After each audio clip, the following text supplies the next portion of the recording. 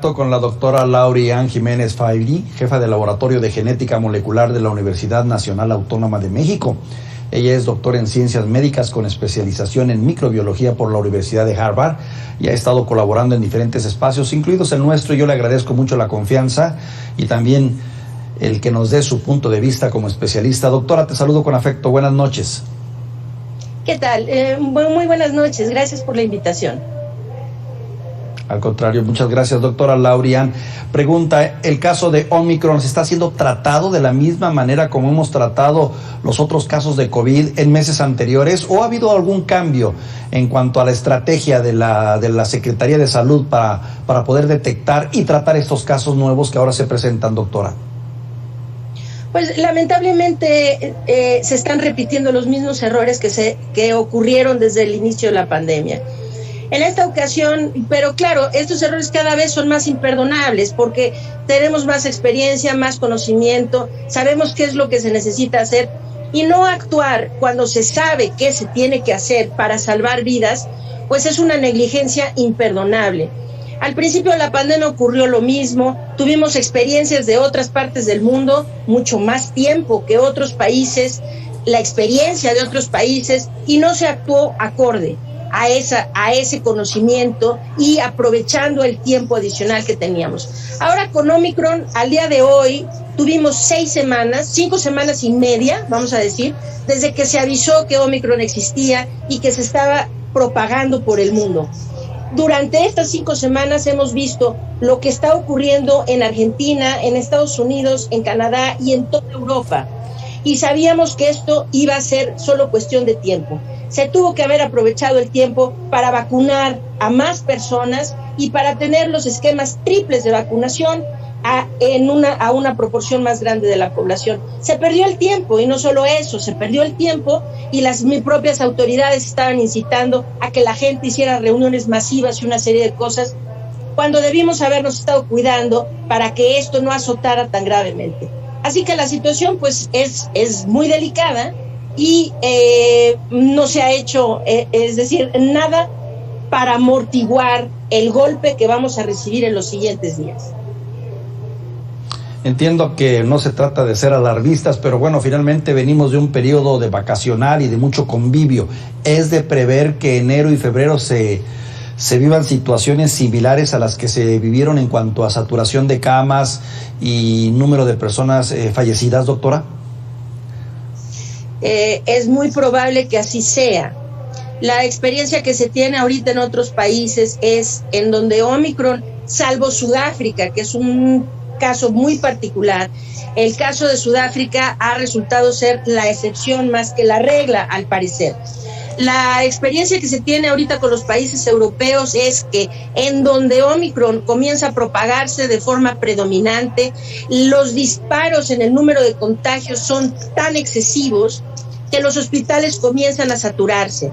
Ahora, hay que recordar que las hospitalizaciones y las muertes siempre van corriendo cronológicamente detrás de los casos. Entonces, necesitábamos este tiempo para saber qué va a pasar. Y ahora lo sabemos, en donde Omicron está repuntando, donde se llega a tener un número muy importante de casos, lo que está ocurriendo es saturación de hospitales y de funciones. Así que, y esto desde luego en países que tienen una cobertura más amplia que la nuestra de vacunación. Entonces, no, desde luego que no es ser alarmistas, pero sí tampoco hay que ser propagandistas de la displicencia. Es decir, que aquí el riesgo mayor no es que la gente tenga pánico, el riesgo mayor es que la gente sea displicente, es decir, que a la gente diga no pasa nada, y ese no pasa nada ha llevado en nuestro país a más de 650,000 personas a morir. Entonces sí necesitamos estar alarmados, un grado de alarma, no pánico, evidentemente, pero sí necesitamos estar preocupados, más que eso, ocupados en ver cómo podemos mitigar la catástrofe que está por azotarnos. Doctora, estoy platicando con Laurian Jiménez, especialista en este tema. Doctora, te preguntaría, se ha dicho con insistencia que Omicron podría ser una etapa que en cierto sentido ayudara a frenar las primeras cepas de COVID. ¿Es esto equivocado? Una especie como de defensa, pues, defensa natural que pudiera contener los casos de COVID tradicional. ¿Es correcta esta apreciación o es una simple apreciación? No, no solamente es una apreciación, es una falsedad. Quienes están empujando ese discurso falso, son principalmente grupos políticos, ¿sí? La ciencia no dice que eso, es decir, esto no está basado en evidencia científica, está basada en la retórica política de algunos políticos que prefieren decir, dejemos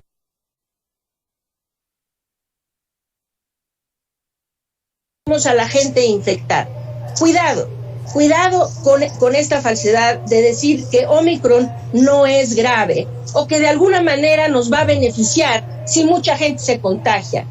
Cuidado, es decir, no tenemos hoy ninguna evidencia de que Omicron cause una enfermedad COVID-19 menos grave que la enfermedad COVID-19 que causaba la variante Delta, la Alfa, la Gamma y todas las demás. Lo que se sabe es esto, que ahora esta variante está encontrando una población en donde ya hay muchas personas vacunadas. De ahí que la mortalidad está disminuyendo, pero esto no es por una disminución intrínseca en la gravedad o en la virulencia de la variante. Es porque está encontrando poblaciones más protegidas inmunológicamente. Pero hay que saber lo siguiente, aquellas personas que tienen solo una dosis de vacuna o que no están vacunados van a padecer una enfermedad COVID-19 igualmente grave a la que hemos visto antes. Y lamentablemente en nuestra población, más del 46% de los mexicanos no han recibido una sola dosis de vacuna. Entonces no podemos confiarnos en esto y decir, más allá de todo, decir que hay algo bueno en que la población se infecte masivamente de un virus potencialmente letal, pues esto más que negligencia es criminalidad, es un discurso criminal, porque es decir, las opciones con COVID-19 no son simplemente tener COVID leve o morirse.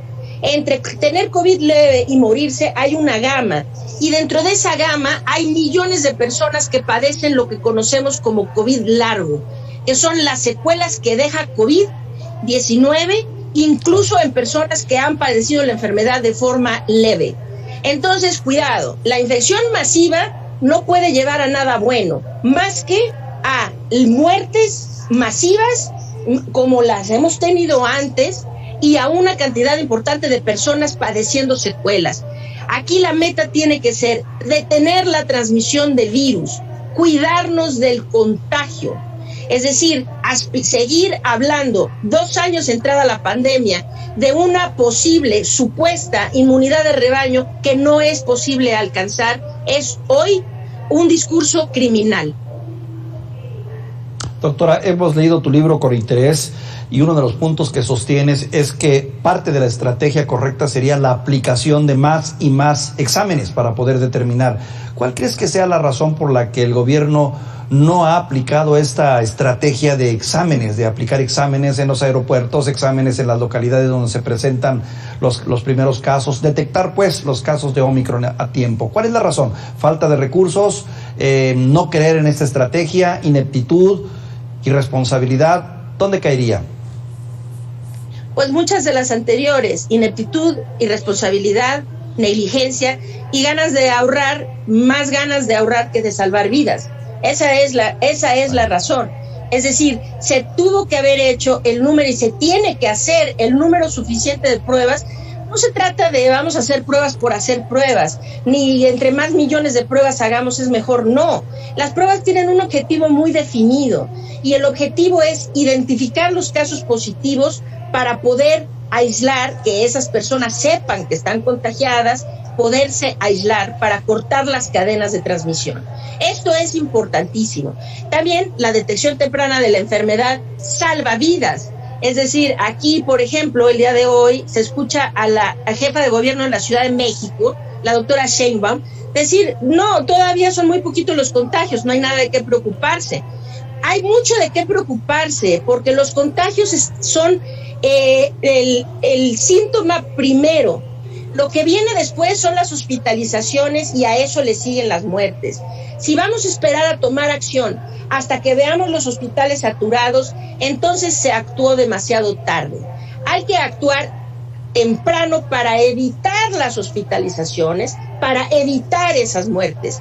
Y para poder actuar temprano, necesitamos saber quiénes están contagiados para poder actuar a tiempo. Entonces, hacer pruebas es una de las bases esenciales para el control epidemiológico de una enfermedad infecciosa que se transmite entre seres humanos, como se transmite hoy Omicron. Doctora, te preguntaría, dentro de todas estas noticias que, como bien señalamos, no se trata de ser alarmistas, sino de crear conciencia, ¿sigue siendo buena la estrategia del ciudadano de protegerse con el cubrebocas, la sana distancia, evitar los lugares concurridos, lavarse las manos y tomar sus propias defensas? ¿Sigue siendo válido o Omicron rebasa eso? No, Omicron no rebasa eso. A ver, lo más importante es, no se dejen convencer, los que escuchan esto, no se dejen convencer que todos nos vamos a contagiar. Es decir, ese discurso de ya ni modo, es que todos vamos a terminar contagiando, no solamente es falso, sino que es un discurso que pone vidas en riesgo. No todos nos vamos a contagiar y un día esta pandemia va a haberse terminado. Pero cuando se termine, del otro lado de la pandemia, ojalá que sigamos aquí, con vida y con salud. Y para tener vida y salud necesitamos evitar contagiarnos. Entonces, lo más importante es eso, enfocarnos en parar los contagios. Y para eso, las medidas que usted señaló son muy importantes, salvo el lavado de manos. Vamos a decirlo con claridad, estamos tratando con un virus que se transmite por la vía aérea. Es un virus que se respira, que está en el aire, en aerosoles que no vemos, pero que se quedan, se concentran y viajan distancias relativamente largas. Lo que necesitamos es protegernos de eso, de la vía de transmisión aérea, y el lavado de manos no tiene nada que ver con eso. Lo que necesitamos es utilizar cubrebocas. Ahora con Omicron, no cualquier cubrebocas es suficiente. Los cubrebocas de tela ya no son suficientes. Es una variante demasiado contagiosa. Necesitamos utilizar cubrebocas de alto rendimiento, como los KN95, los N99, los KF94. Este es el tipo de cubrebocas que necesitamos utilizar. Bien ajustados al rostro, cubriendo nariz y boca, y bien ajustados al rostro. Cubrebocas, ¿cuándo? Siempre que salgamos de casa, en espacios abiertos o cerrados, siempre que haya otras personas, hay que tener el cubrebocas puesto. Además de esto, hay que ventilar los espacios cerrados. Eso se vuelve muy importante para disminuir el riesgo de contagio. Ventilar los espacios cerrados, y es imperativo que la gente entienda que el transporte público es uno de los sitios más abundantes de contagios más abundantes. Entonces, en el camión, en el microbús, en la combi, en el Uber, en el taxi, en el metro, hay que abrir las ventanas para que no se vuelvan cajas de supertransmisión. Entonces, las oficinas, las aulas, las salas de espera y todos los sitios cerrados necesitan buena ventilación. Donde no se puede ventilar, hay que poner filtros EPA para disminuir las partículas suspendidas, de ahí para disminuir las partículas virales que se quedan en el aire. Entonces, la clave para prevenir el contagio es el buen uso de cubrebocas de buena calidad, la ventilación de los espacios cerrados, la filtración del aire en los espacios que no pueden ser ventilados y, desde luego, procurar evitar aglomeraciones, evitar sitios concurridos. Esta mancuerna es lo que nos permite disminuir el riesgo de contagio. Lo demás son payasadas. Que los tapetes sanitizantes y los túneles y que lo rocíen a uno, esas son payasadas que no sirven para nada, hacen perder tiempo, dinero y esfuerzo en acciones que no tienen ningún beneficio en términos de detener el contagio. Hay que detener el contagio por la vía aérea. Cubrebocas, ventilación, filtración y evitar aglomeraciones. Esta es la clave. Con esto nos quedamos y te agradezco mucho, doctora, el tiempo que nos dedicas. sin desperdicio lo que nos señalas. Gracias, doctora Laurian. Claro que sí, con muchísimo gusto. Muy buenas noches. Buenas noches, doctora Laurian Jiménez, jefa del Laboratorio de Genética Molecular en la Universidad Nacional Autónoma de México, explicándonos el ABC de cómo enfrentar esta nueva variante, el Omicron. Y la conclusión, no hay que bajar la guardia bajo ninguna circunstancia. Estamos en pleno tiempo de pandemia y pandemia grave por lo que parece ser también.